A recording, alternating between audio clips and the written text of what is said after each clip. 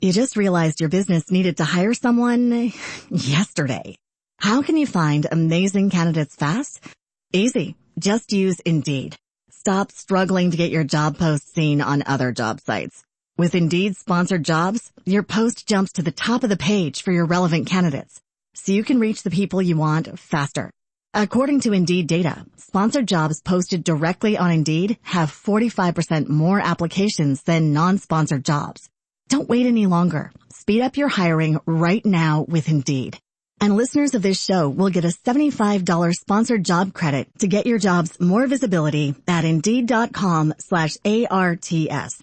Just go to Indeed.com/ARTS right now and support our show by saying you heard about Indeed on this podcast. Terms and conditions apply. Hiring? Indeed is all you need. The National Broadcasting Company presents Joel McCrea in Tales of the Texas Rangers. From Hollywood, another authentic reenactment of a case transcribed from the files of the Texas Rangers.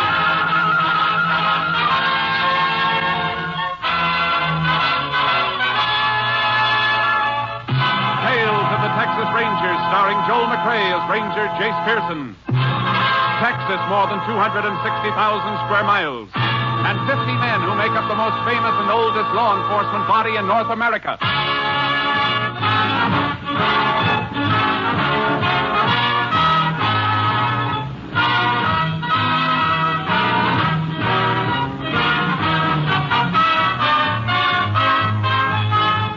Now, from the files of the Texas Rangers come these stories based on fact. Names, dates, and places are fictitious for obvious reasons. The events themselves are a matter of record.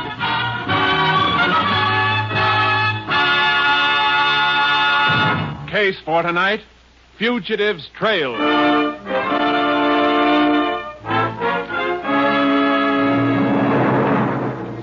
It is approximately 11:30 on the night of January 21st, 1948. Mr. and Mrs. Ben Purvis are driving back to their ranch on the outskirts of Newby, Texas. The car, a small black sedan, finally swings off the main highway, turns into a long, narrow dirt road leading to the ranch buildings.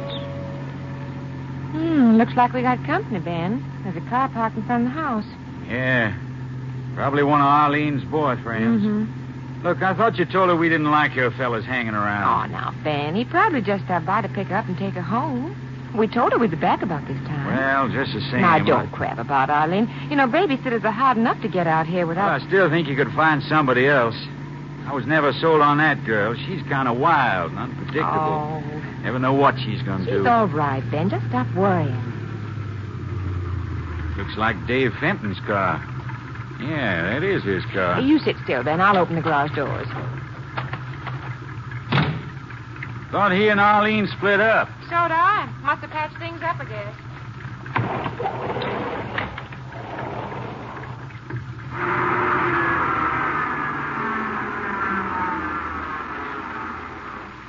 You got the plants Mrs. Sutton gave you? Right here. What sort of flowers they going to be? Yellow. Miss Sutton told me the name, but I forgot. I think they look real nice alongside the house there, don't you? Yeah, I guess so. You know, Ben, I'm kind of glad we went over to see Miss Sutton tonight. Yeah, she's a real nice old lady. Mm-hmm. Sure held up fine at the funeral this afternoon. It's going to be hard on her for a while, though, poor thing. After all, she and Mr. Sutton were married almost 40 years. Now he's gone. Yeah. Well, Doc warned him to slow down after that last attack he had. But no, he wouldn't hear of it. It sounds like our youngun's acting up. Well, he shouldn't be crying now if Arlene gave him his 10 o'clock bottle. He'd just like her to forget. Arlene, what? Ben, she's not here. That's funny. Arlene? Probably in with the baby. Hey, what's this? What's the matter? Look, chairs turned over and... What? Look, my good table lamp on the floor.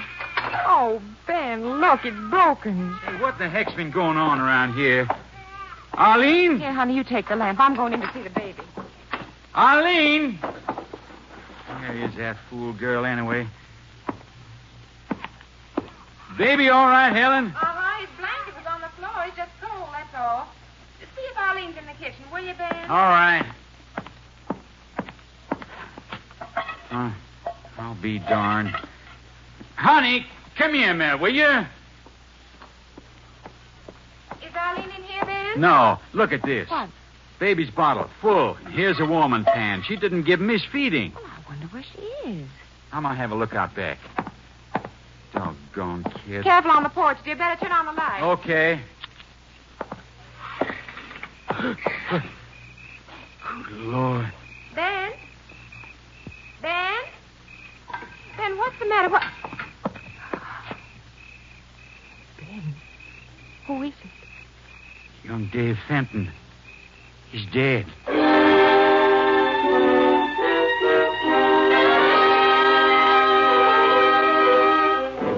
On discovering the body of Dave Fenton, Ben Purvis immediately called the sheriff's office. The sheriff put out an all-points bulletin for the Rankin girl and requested aid from the Texas Rangers. Ranger Jace Pearson was assigned, arriving at the Purvis Ranch shortly after 4 a.m. There's the body, Jace. Blast caught him right behind the ear. Not very pretty, is it? Shotgun wounds never are. When this happened? Doc figures sometime between 9 and 10 o'clock last night. Uh-huh. Just a kid. 19. Worked at his pa's gas station in town. Seemed like a real nice boy, Jace. Real nice. Anybody touch this shotgun? No. Who's it belong to? Ben Purvis. Says he generally keeps it behind the kitchen door. It's babysitter Arlene, Arlene Rankin. Here's a description of her. I sent a man over to her house right after Purvis called me. Her pa said she hadn't come home. The man's still out there keeping an eye on the place in case she does show up. I don't think she will. Which one's Purvis? Over there by the fence, talking to the justice of the peace. Ben! Oh, Ben! Okay, Sheriff. Be right with you. If you want to talk to Mrs. Purvis, Jace, she's inside.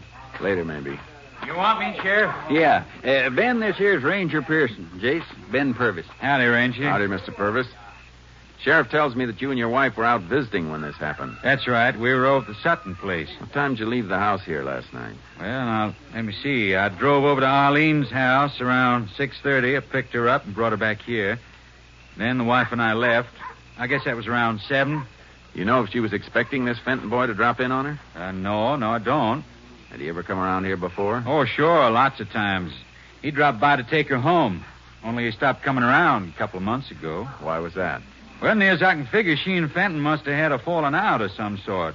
Maybe she got tired of him. She had a lot of boyfriends, new ones, every time you turn around. I see. Who's the latest, do you know? No, it's pretty hard to keep up with her. A couple of weeks or so ago, it was Lenny Hayes. Was he supposed to come by last night?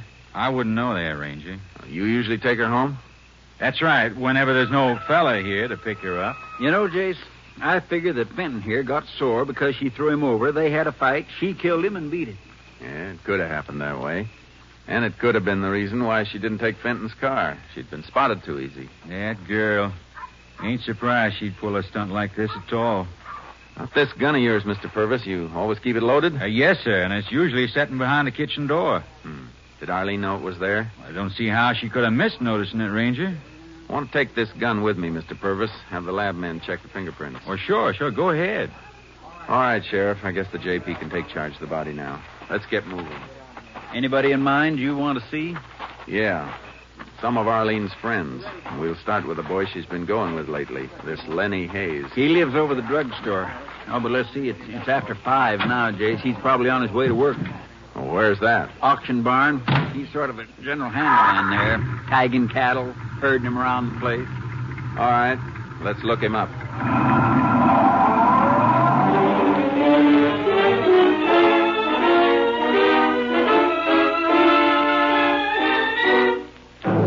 The gray of dawn was creeping over the horizon as we reached the auction barn. The sheriff and I mounted the stairs to the platform overlooking the pens below. You see Lenny Hayes anywhere, Sheriff? Yeah. Yeah, there he is, down there, coming along the runway. Lenny? Oh, Lenny? Yeah? Want to talk to you. Come on, Jace.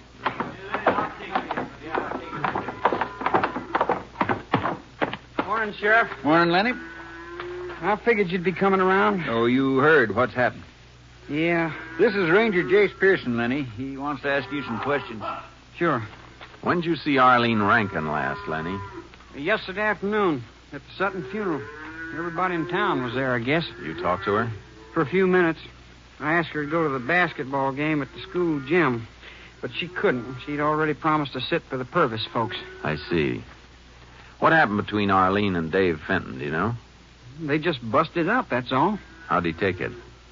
Well, he could be pretty nasty when things didn't go the way he wanted. He called her up a lot after that, wanted to patch things up, but Arlene wouldn't have any of it. He got good and sore a couple of times. You think Arlene was frightened by him? Well, sure, the guy was crazy jealous and never knew what he might do. I see. Do you have any idea where Arlene could be right now? Nope. No idea at all. All right, thanks. Could I ask you something, Ranger? Yeah? Look, if Arlene did kill Fenton, it could have been self-defense, couldn't it? Maybe. Suppose he come out there looking for trouble. Couldn't she have picked up the gun to scare him away, not meaning to pull the trigger? And the gun went off accidentally. Is that what you're driving at, Lenny? Well, sure, why not? Well, in that case, she shouldn't have run away. Well, yeah, that was a crazy thing to do, I guess. But look, if she was to give herself up now, and if she could prove it was self-defense, an accident... Go on. Well, I mean, things would go easier on her, wouldn't they? Has Arlene been in touch with you, Lenny? Has she? Listen, Ranger, I don't want to get in any trouble, but... You won't if you tell the truth. Well, this thing is getting me down. I want to get it off my mind. If I told you where she is, would you give her a break? I'm not a judge. Where is she? She phoned me last night from Covington, from the bus depot. Covington, huh? Yeah, she said she was in trouble. Wouldn't tell me what it was. She said she needed money, and, well, I didn't have any. Not even enough to buy gas to drive over there. What'd you tell her? I told her I'd see if I could raise some, but, well, she hung up on me. What time did she make this phone call? Around midnight, a few minutes before. I remember because I was listening to the radio and the station signed off while I was talking to her. There's a bus comes through here around 10:30, and it pulls into Covington a little before midnight, Jace. That's the one she probably took. Come on, Sheriff. Let's head for Covington.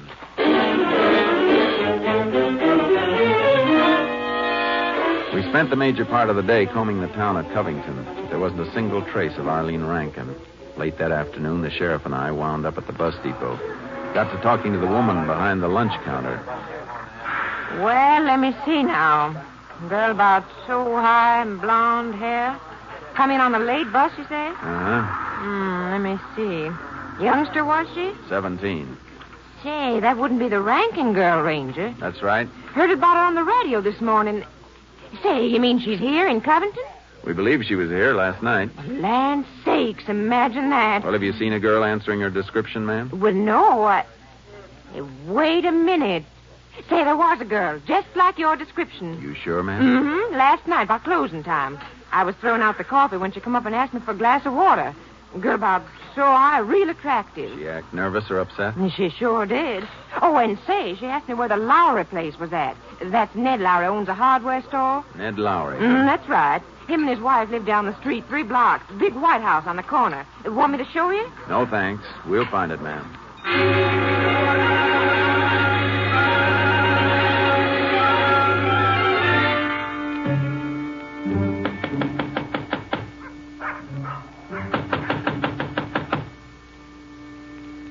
Doesn't seem to be anybody at home, Jay. I'm pretty sure there is, Sheriff.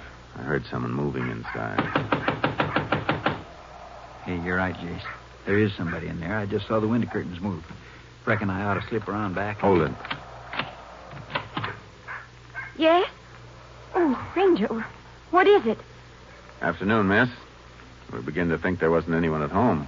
Sorry if I kept you. I was taking a nap. I wasn't sure if I heard someone at the door or not. We're looking for a girl named Arlene Rankin. Arlene Rankin? Well, there's no one here by that name. Is that so? This is a Lowry residence. We know that, miss. Well, there are only 3 of us living here. My sister, her husband, and myself. You don't know Arlene Rankin? No? Should I? Here's her picture, miss. Ever see her before? See. No, I never saw her before. Your sister and her husband at home? No, I'm alone. Mind if we come in? Well, no, but... We just want to look around. Sounds like it's in this room, Jace. There's no one in there. It's just... We'll have a look anyway, miss. Window shutter, Jace. Wind's banging it against the house. It's broken. Kept me awake half the night. Look, if you tell me what this is all about... That suitcase over there on the chair, miss. Who does it belong to? Well, that's mine. Yours, then. Baggage tag here says Continental Trailways, Jace. That's how I got here, by bus. What's that, miss? I arrived last night, just here visiting my sister. What time did your bus get in last night? Oh, it was around midnight. You talked to anyone at the depot? No, I don't think I did. Are you sure? Oh, wait, I did ask the woman at the lunch counter how to get here. I see. That lady back at the lunch counter sure has an imagination, Jace. Tell me, miss. You just realized your business needed to hire someone yesterday. How can you find amazing candidates fast? Easy. Just use Indeed. Stop struggling to get your job post seen on other job sites. With Indeed sponsored jobs, your post jumps to the top of the page for your relevant candidates, so you can reach the people you want faster. According to Indeed data, sponsored jobs posted directly on Indeed have 45% more applications than non-sponsored jobs. Don't wait any longer. Speed up your hiring right now with Indeed. And listeners of this show will get a $75 sponsored job credit to get your jobs more visibility at Indeed.com/ARTS. Just go to Indeed.com/ARTS right now and support our show by saying you heard about Indeed on this podcast. Terms and conditions apply. Hiring? Indeed is all you need. Did any other girl get off the bus when you did last night? No other girl. You positive? Yes, I think so. What do you make of that, Jace? Take a look at this photograph again, miss. You recall seeing this girl among the passengers? Well? No, I don't remember seeing her. Of course, the bus was crowded, and I really didn't pay much attention to the others on board. I see. Look, would you mind telling me what this is all about? No cause for you to worry, miss. Sorry we bothered you. Come on, Sheriff.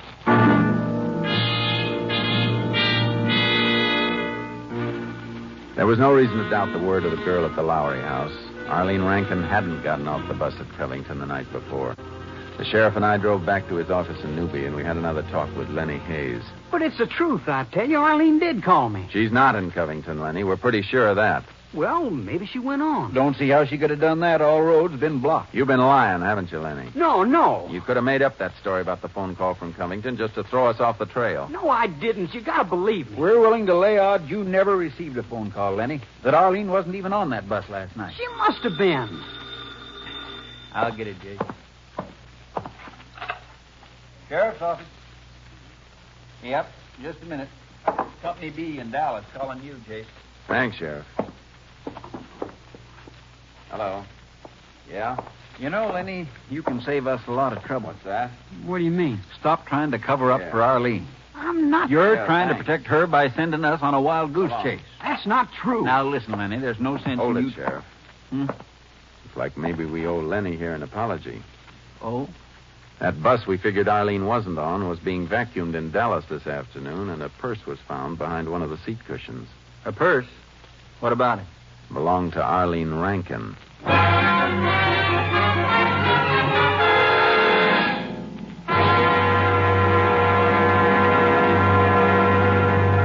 You are listening to Tales of the Texas Rangers, starring Joel McCrea as Ranger Jace Pearson. Now, we continue with tonight's case, Fugitive's Trail, an authentic story from the files of the Texas Rangers.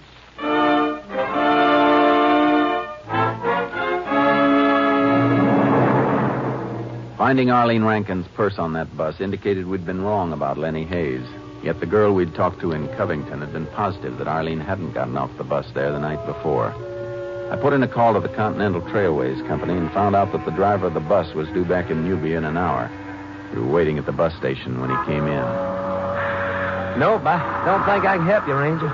You know what the Rankin girl looks like? Yeah, saw a picture of her in the Dallas paper this afternoon. And you don't remember seeing her get off the bus anywhere along the line? Nope. Do you remember seeing her get on the bus here in Newby? Look, I picked up quite a load here last night. A lot of high school kids, Ranger. Maybe this Rankin gal was one of them. Maybe she wasn't. Didn't pay much attention. I just wanted to get rolling. In a hurry, were you? I was running behind schedule. See, ordinarily there's a 5-minute wait here. 1 cup of coffee. Well, I had 2. Oh? Basketball game, the high school gym went overtime, and, well, I didn't want to shove off. I knew most of the kids were counting on getting the bus. Wait a minute. You were late taking off? Oh, sure. almost 10 minutes. What time did you arrive at Covington? Well, with all those stops along the way, I lost another 5 minutes. Didn't pull into Covington till 12:15. 12:15? Yeah? Jace? Yeah, Sheriff, yeah. All right, driver, thanks. Sure enough. Sorry I wasn't much help, Ranger. See you, Sheriff. Yeah. Kind of interesting, isn't it, Jace? If the bus didn't get to Covington until 12:15, how could Arlene have called Lenny from the bus depot there a few minutes before 12? Doesn't seem to add up, does it, Sheriff? Of course, Lenny might have got the time mixed up. I don't think so. He seemed pretty sure of it, your call. Yeah, that's right. He must have lied.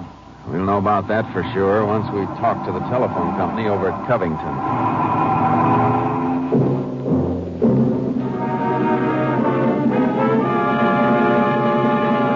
Back at the sheriff's office, I called the Covington phone company and asked them to check a call from the Covington bus station to Lenny's number in Newby. There was no record of any such call. The sheriff sent one of his deputies out to bring Lenny in, and we waited.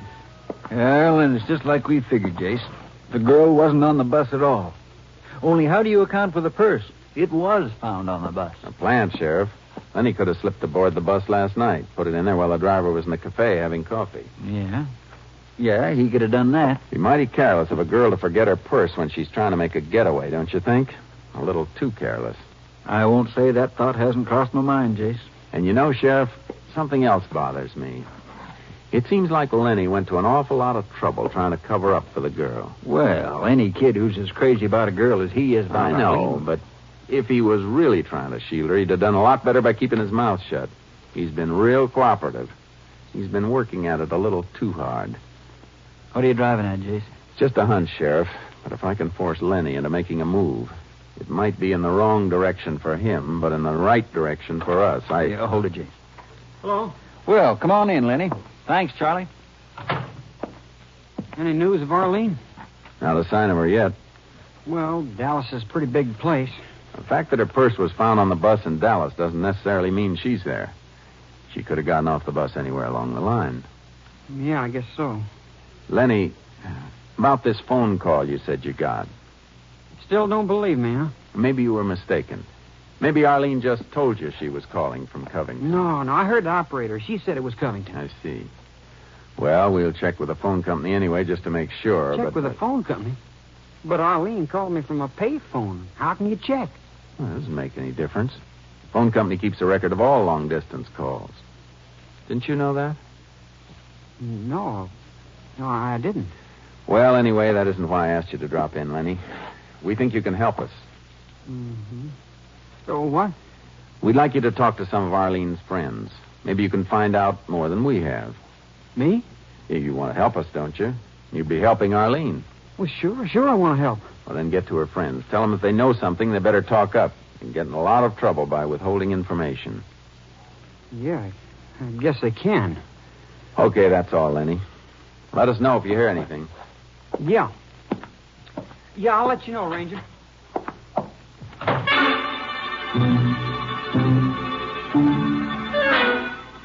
The sheriff and I waited a few moments after Lenny had left the office, and then we eased out into the street. We saw him get into his car halfway down the block and take off. In the darkness, we watched the taillight disappear toward the edge of town. We followed him. What's he up to, Jace? I don't know. That's the second time he's driven around the cemetery. Arlene wouldn't be hiding in there, would she? Look, it's turning onto the other highway now, heading south. Good. Maybe we can get a little closer, Jace. Lots more traffic on that road. He's speeding up. Suits me fine. At least we'll get to wherever we're going that much sooner.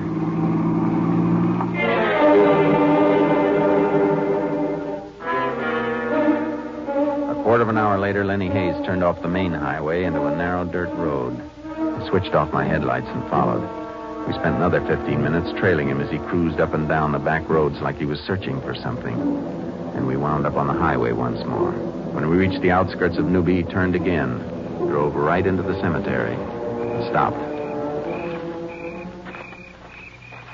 Any sign of him, Jace? There's his car parked up ahead. Easy now. Better stay here in the shadows. He might spot us in this moonlight. I'd sure like to know what the Samuel that kid's up to.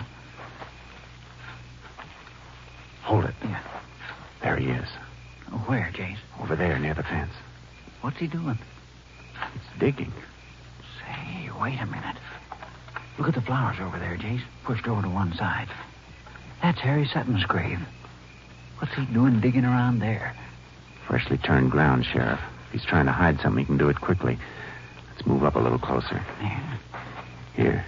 This way around the hedge. Yeah. We'll move up behind his car.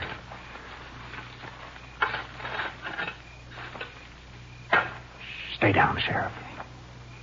What's he doing? Stop digging. He's coming this way, to the car.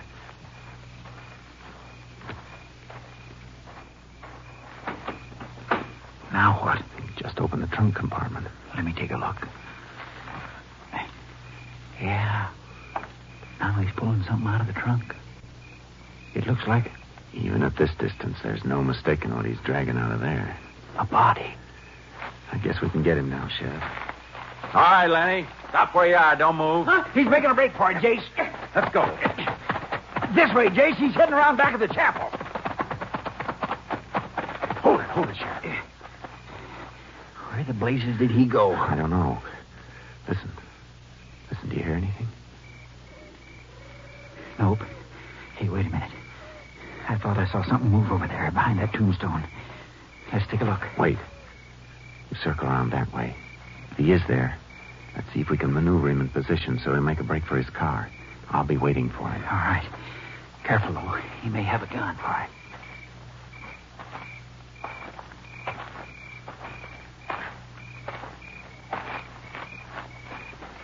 There he goes, Jace.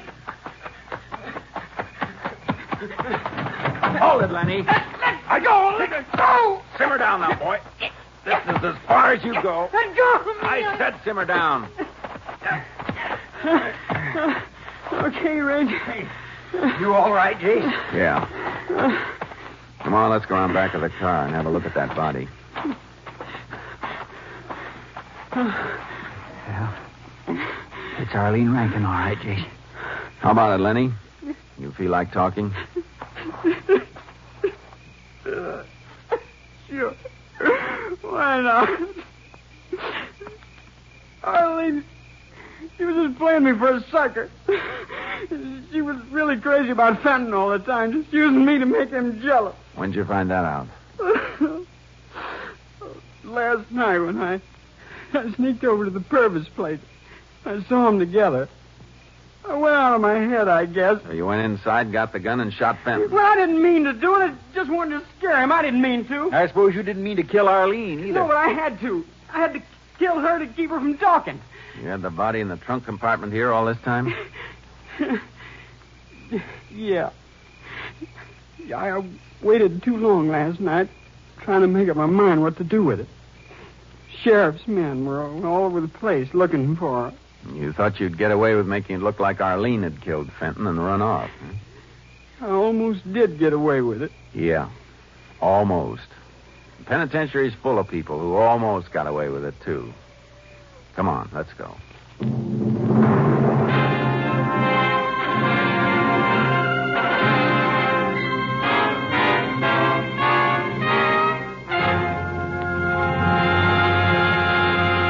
For the brutal murders of Dave Fenton and Arlene Rankin, Lenny Hayes was sentenced to Huntsville Penitentiary for the rest of his life.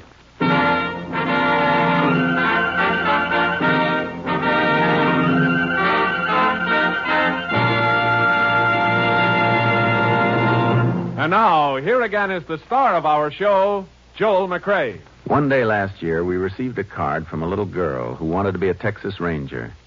She said she didn't have a horse, but she did have a mule and could ride. We learned last week that this same little girl was stricken with a serious illness and has been in bed all summer. When she heard our first show a few weeks ago, she asked her father to help her write a poem and send it to us. We'd like to read it. R is for Ranger, stalwart and strong. A for his aim that never goes wrong. N for his nerve, calm, steady, and sharp. G for his gun, never misses the mark. E is for effort, endurance in fight. And R for respect for the things that are right. Fanaloo, that's a fine poem, and it's deeply appreciated. Honey, you're going to get well, 'cause in spirit, you're a Texas Ranger. Next week, Joel McCrea in another authentic reenactment of a case from the files of the Texas Rangers.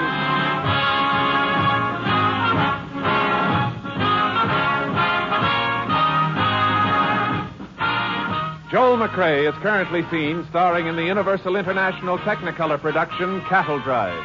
The cast included Tony Barrett, Lillian Byeth, Whitfield Connor, Parley Bear, Sam Edwards, and Marion Richmond.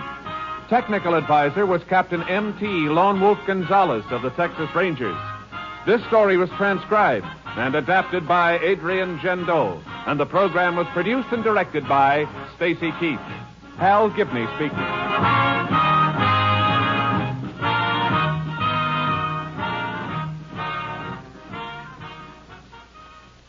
It's the Silver Jubilee on NBC. Sunday is your invitation to fine radio entertainment with The Big Show, Phil Harris and Alice Faye, and Theater Guild on the Air. Yes, hear all three on NBC.